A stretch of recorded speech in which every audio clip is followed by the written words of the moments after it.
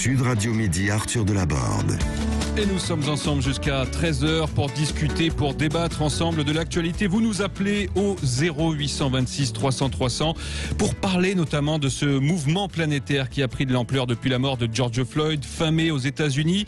Les manifestants antiracistes s'en prennent au symbole du passé esclavagiste. On l'a vu notamment en France où la statue de Colbert avait été taguée à la peinture rouge.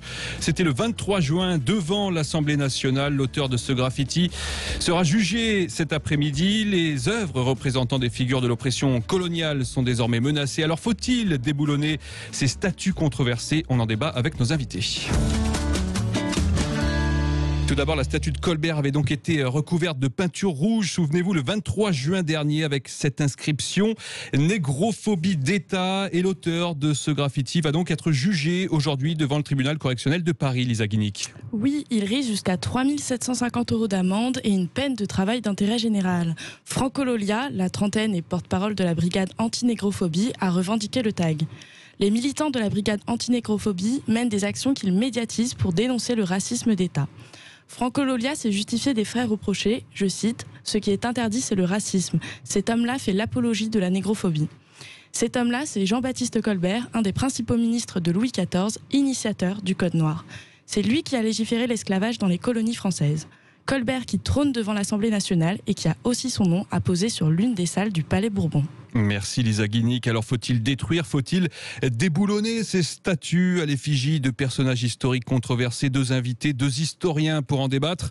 Le président d'honneur du CRAN, le Conseil représentatif des associations noires. Bonjour Louis-Georges Tin.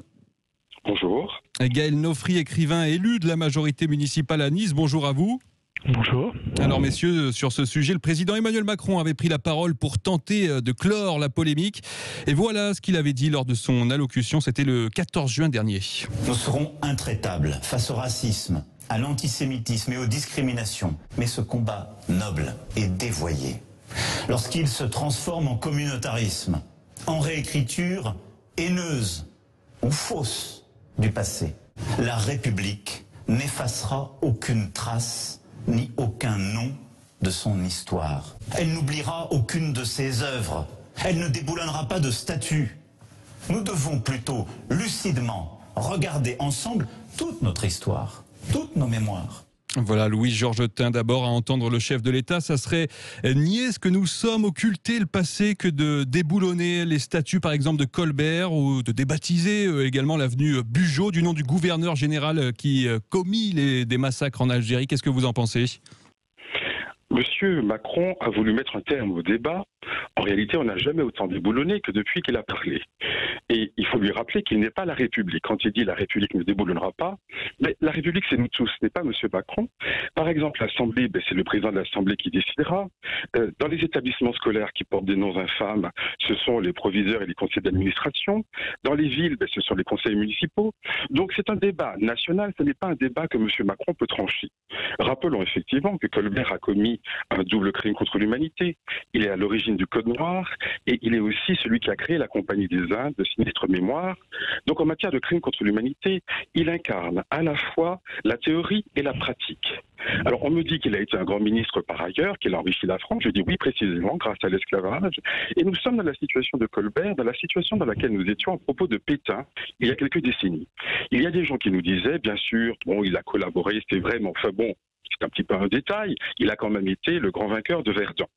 Et donc, vous voyez, ce genre de détail, on se souvient de cette expérience, ce mot malheureux de M. Le Pen, c'est exactement la même chose qu'on nous dit. En gros, Colbert, bon, il a fait quelques petits détails malheureux, mais c'était quand même un grand ministre.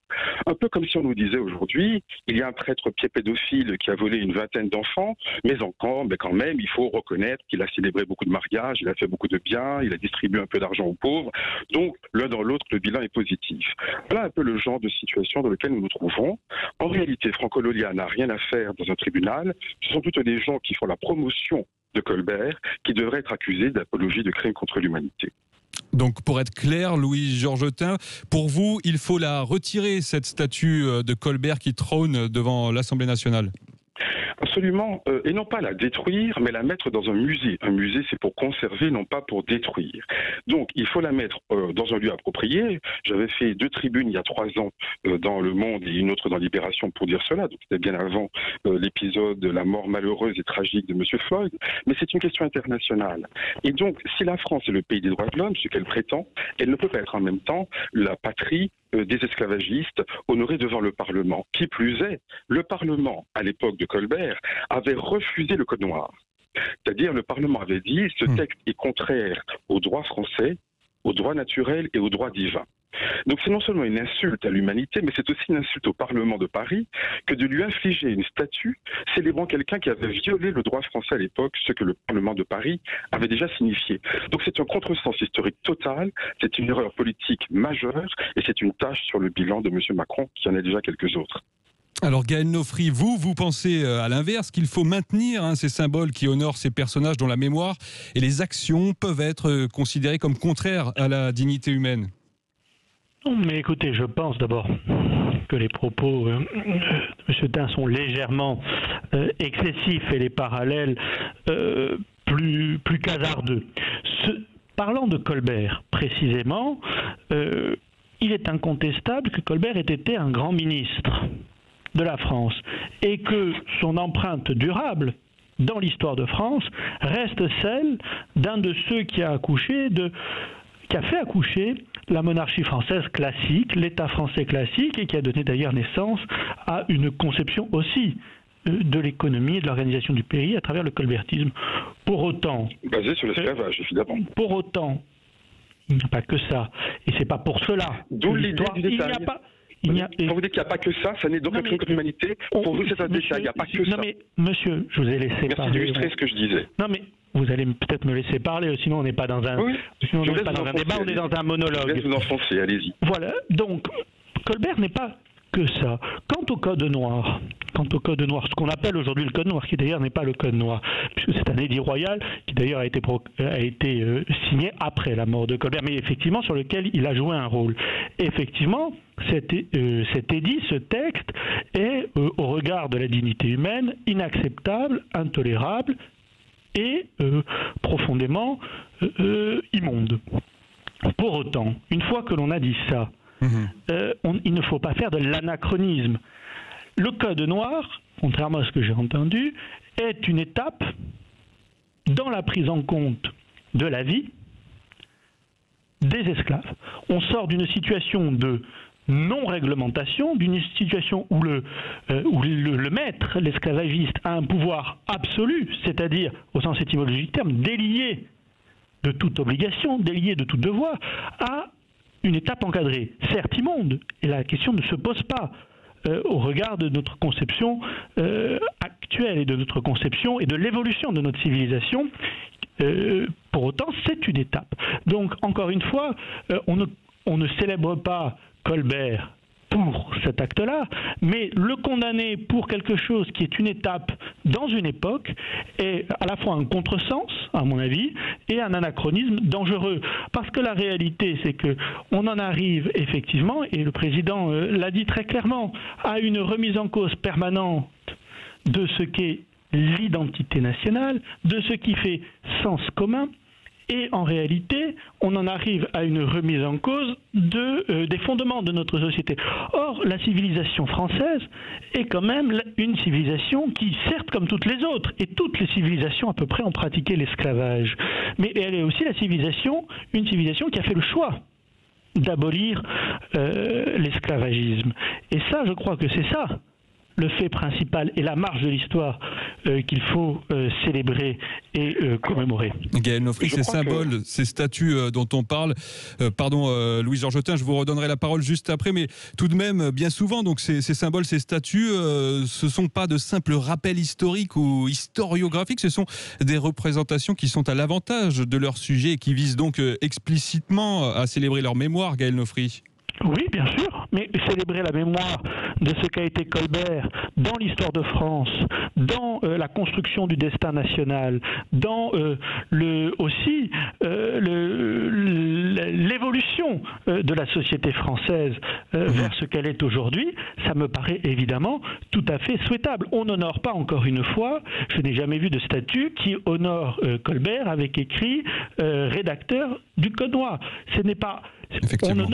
On honore les gestes positifs et essentiels de Colbert dans l'histoire de France, comme c'est le cas pour M. Schœlcher, qui pourtant, à l'origine de l'abolition de l'esclavage en France, l'abolition définitive en 1848, se retrouve condamné par les mêmes oukases, pour la bonne et simple raison que le combat identitaire s'inscrit dans une immédiateté et dans une opposition entre les gens qui est incompatible avec une lecture apaisée de l'histoire et avec une conception réelle de ce qu'est une civilisation.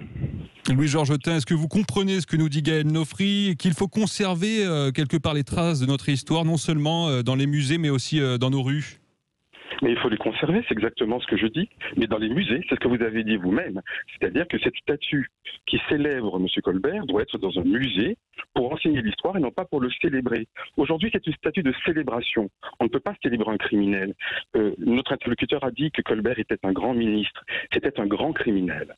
Et notre interlocuteur dit sur Colbert ce que les gens disaient à l'époque sur Pétain. C'est ce que j'ai dit. Il a illustré exactement ma thèse. On disait oui, bien sûr, Pétain, bon, il a collaboré, il a déporté des Juifs, mais c'était quand même un grand général. Il était à Verdun, c'était formidable. Et donc, donc on nous refait encore le même coup. C'est absolument indigne. En gros, on nous explique que les 2 crimes contre l'humanité dont il est l'auteur seraient des détails et que par rapport au reste, en gros, le bilan serait positif. C'est cela qui est choquant. Nous avons heureusement sur Pétain réussi à faire la lumière, enfin pas moi, mais les Français ont réussi à accepter que effectivement, on ne pouvait pas célébrer Pétain. Les dernières rues Pétain ont été effacées des rues de France il y a à peu près 20 ans. Ça ne veut pas dire qu'on a arrêté d'enseigner Pétain. Bien au contraire, il faut enseigner Pétain. Il y a un musée de la Résistance, il y a des musées, on parle de Pétain pour ce qu'il a fait. Et on dit tout, aussi bien Verdun que Vichy. Mais on ne célèbre pas Pétain et c'est tant mieux. Et je crois que c'est exactement le même débat que nous avons aujourd'hui sur Colbert. Il était temps, ça fait quand même des siècles que cette histoire dure et qu'on célèbre des choses qui sont absolument hideuses. Pour ce qui est de l'anachronisme, je l'avais déjà répété, mais monsieur n'a pas entendu ce que je disais. C'est lui qui ne connaît pas l'histoire puisque le Parlement de Paris lui-même a estimé à l'époque que cette statue, que monsieur Colbert et son code noir étaient contraires au droit français, au droit naturel, au droit divin.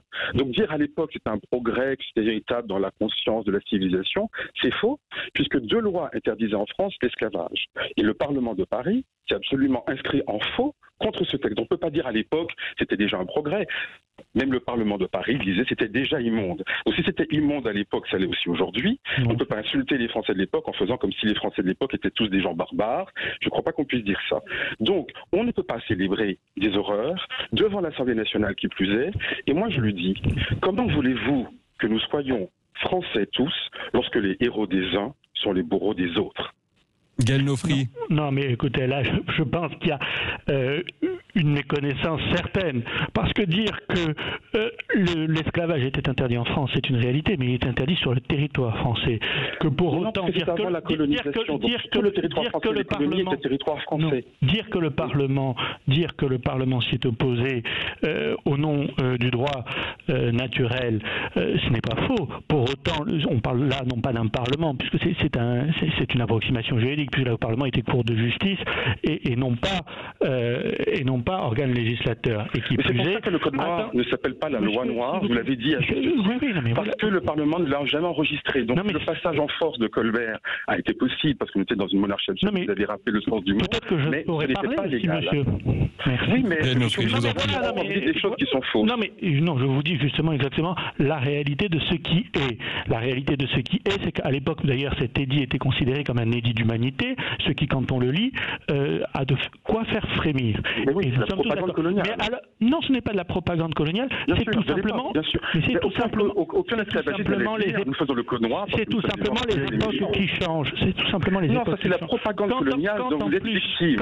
Les colonialistes disaient... Messieurs, si vous pouvez éviter de vous interrompre, parce que par téléphone, ça rend le débat pas très audible. Gaël Nofri. Le discours des esclavagistes de l'époque, c'est quand même insupportable. Et l'apologie... Cette espèce de totalitarisme de la pensée qui vous empêche de débattre débattre est quand même révélateur du manque d'arguments. Ce sont des délits, monsieur.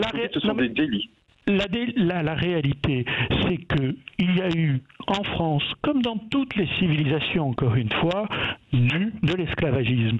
Que pour autant, aujourd'hui, dire et essayer de remonter pour dénigrer des personnes qui, à une époque, dans un système, ont participé à la régulation de cela, et pour dénigrer leur mémoire et dénigrer l'histoire nationale est une erreur. Parce que l'histoire nationale, elle conduit justement vers l'abolition de l'esclavage et vers la prise en compte de la vie humaine, ce qui n'a pas été d'ailleurs le cas de toutes les civilisations. Et dire comment voulez-vous que les héros des uns soient les bourreaux des autres, ça serait faire...